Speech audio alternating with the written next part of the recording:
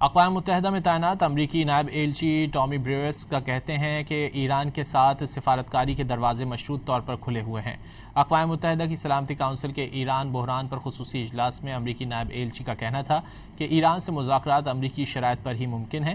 ایران شہری انفراسٹرکچر پر الزامات لگاتا ہے، اگر ایران شہری تنصیبات یا جہازوں کو نشانہ بنائے گا تو امریکہ بھی اس کا جواب دے گا۔ اقوام متحدہ میں چین کی ڈپٹی سفیر سون لی نے امریکہ اور ایران میں کشیدگی کے فوری خاتمے کا مطالبہ کیا۔ امریکہ اور ایران نے مفاہمتی یادداشت میں ایک دوسرے کی علاقائی خود مختاری کے احترام کا وعدہ کیا ہے۔ معاہدے کا احترام کیا جانا ضروری ہے۔ چینی نمائندے نے ایران پر پابندیوں کے خاتمے کی بھی حمایت کی۔ ایران کو بھی جوہری ہتھیار تیار نہ کرنے کے وعدے کو نبھانا ہوگا، لیکن ایران کو شہری مقاصد کے لیے جوہری توانائی کا حق رکھنا ہے۔ اجلاس سے خطاب کرتے ہوئے روس کی نمائندے نے مغربی ملکوں کے امریکی حملے کی حوصلہ افزائی کا الزام لگایا۔